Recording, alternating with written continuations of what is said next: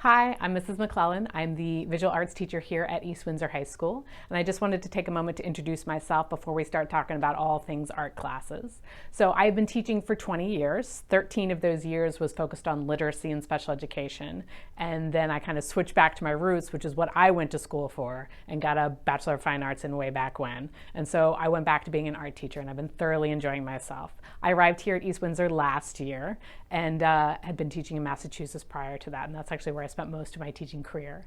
Beyond being a teacher, I'm also an independent working artist, and so what you see behind me is one of my pieces. I do work mostly in fiber now, though I was a ceramics major once upon a time, and I do still work in other mediums when I can, but I really enjoy felting. And so this image is called Tag Your It, and it's a completely felted image. It's all wool, no paint or anything like that. It's made out of colored wool and it's put together and felted to create the image. It's actually my daughter and my nephew. I kind of put together a bunch of stuff and created that image. So, and it's actually what you're seeing as far as my size versus the piece size. It's about that size. It's a pretty big piece. If you're interested in seeing what my art looks like as an artist, you can check out my website. It's katmcclellan.com. But for tonight, what I'd really like to do is spend some time showing you what our hybrid learning looks like this year, because it's a totally different way to go. So I have a class website where all our curriculum is, and we're going to start there. So let's take a minute, and I'm going to take you through what our website looks like. All right, so what we see right now is the main page of my website, and if you scroll down on the website, what you're going to see are 3 videos. There's 3 intro videos there. There's one kind of introducing what our class looks like and the structure of the class. There's one about this website, and there's one about Teams, which is how we are communicating back and forth as student and teachers, whether you're here in person or at home remote.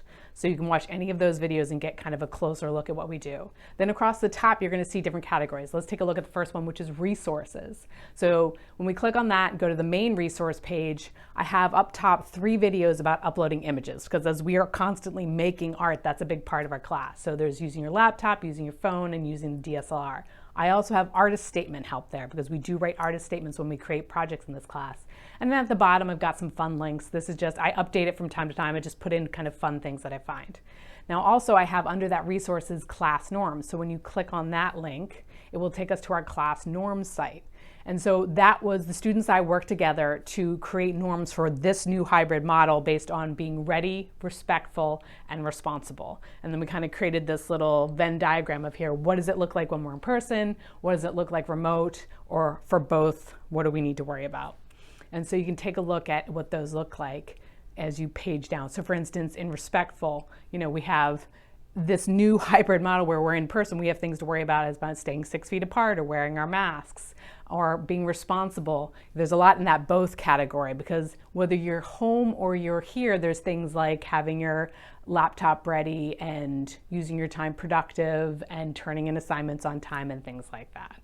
So that's kind of both going on there. All right, so beyond class norms, we have elements and principles, because all the art classes, those are kind of the fundamentals and the base for all the visual art that we work in. So in our intro class, we focus mostly on the elements of art, and you'll see that right there, and there's a great intro video. And then in photography, we're focusing mostly on the principles of design. So those are there as kind of the base for all of our classes. Then I have the individual classes. So you can click on the main click, and you will get to the main page of the site. So let's look at digital photography. So when you look at this, you will see kind of our base units or our main units. So in photography, it's broken up into 2, and then underneath that, there are these smaller ones. You page down, and then you'll see there's this little banner. And if you click on that, that will take you into each one of those units. Now, once you go below that, there's things you need. And so that's where I have the camera agreement. I've got the manuals for our cameras, and then like a cheat sheet for using the camera. Now, let's go into one of the units. So our first unit is Know Your Camera, getting you to know your camera. And that's where we are right now. And so each of the unit pages, there's an essential question that we're thinking about. We've got our objectives, we got our vocabulary, and then there's lessons. And so this is the meat of all the curriculum. You click on that, and it's going to pop up with a video. And so you can see the first video will show up in that box. But if you look underneath there, you'll see all the lesson videos that are part of that unit. So that's every lesson that I do, whether you're in class or not, they're all there on that kind of video library, and that's the same for each unit.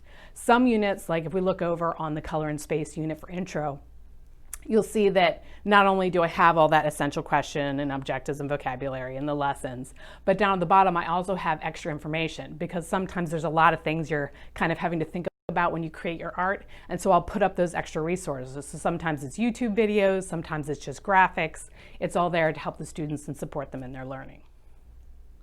So that's basically how the website is structured. And so you can kind of click around at any point, and it's a work in progress. Right now I don't have all the material up there. As we go further into the semester, more and more lessons will be uploaded as those are completed. So by the end of the semester, the entire course will be on that website. So you can kind of constantly, if you want to, you can look in, follow along at any point during the semester. Next thing, let's take a look at how I break up my class as far as how we communicate, where the curriculum is, and how grading works. Okay, so this is the breakdown of sort of what it looks like, whether you're remote or in person. And so the way I have this set up is that, as I showed you on the website, all the curriculum is available to anyone at any time. If you are in person, you kind of get an extra chance to check in with me and get access to some other supplies, but all the stuff that you need to do all the projects have been given to you via your artist kit if you're intro, or you have your camera, and I will always have all that curriculum on the website. So beyond that, let's take a look. So communication will always happen through Teams. So every day students are logging in and they are checking in to see the agenda, which is on their main part of Teams. Then they're checking in to look at the do now for the day, which is in our class notebook. And then there is a daily assignment. So that is always there. So when they log in, they see the agenda, it tells them where to go. They click on class notebook, they do the do now, they click on the assignment, they do the assignment. Everything can be done remotely, whether they're in person or at home. And as we already talked about, all the curriculum is on that website, which is what I showed you first. Now, the overview for the class, and obviously this video exists on Portal, so Portal is still there, but I'm relying mostly on Teams and the website as far as how we communicate and how we get our curriculum for this class. All right, so let's take a look at the rubric for the daily process. So we have 5 main areas that they're being judged on. It's participation, creative thinking, practice, productivity, and reflection. And so in any given class, we are doing all of those things usually in one way or another. And so what you see behind me is just the general rubric that I use on Teams. So each day when the student turns in their daily process assignment, and usually it's simply a snapshot of whatever it is we were working on, and then they get graded on these. And so each one is worth 1 point. And so if you get all the points, that's 5 points for your daily process grade. It's a pretty simple process. And so, for instance, participation, I'm looking, do you have your do now done? Did you complete the work that was being asked? And if you're at home in remote learning, the only way I have given you that participation point is if you have those 2 pieces turned in. And then creative thinking, I'm looking at what it was that you turned in. Does it look like you were thinking about what the assignment was and trying to come up with a creative way to solve that, or were you just kind of giving me the bare minimum? Then practice is, did you do what you were asked to do? So did you use the tools I asked you to use? Did you follow the parameters of the assignment?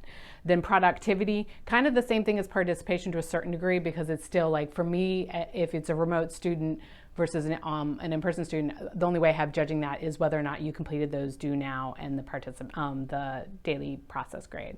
Then reflection, that can happen in a lot of different ways. So that can happen in a back and forth, whether we're commenting on the general thread about what's happening in class, whether it's asking questions about how they've done something. That can be comments on their assignment. If we're in person, that's conversations that we have. Sometimes it's more formal. So sometimes our do now are something called artist responses. And so that's kind of a more formal form of reflection. There's also, when we do our critiques later on in the semester, that's definitely a more formal version of reflection. So all of those can kind of play into that daily process grade. And so it's either a, yep, I got it today, or not yet, but maybe I'll get it next time.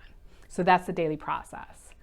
So those are the basic pieces of what art looks like right now in our hybrid model. If you have any questions about anything presented, whether it be about Teams or my website or my grading, feel free to contact me. Email is probably the best way beyond tonight's question and answer period.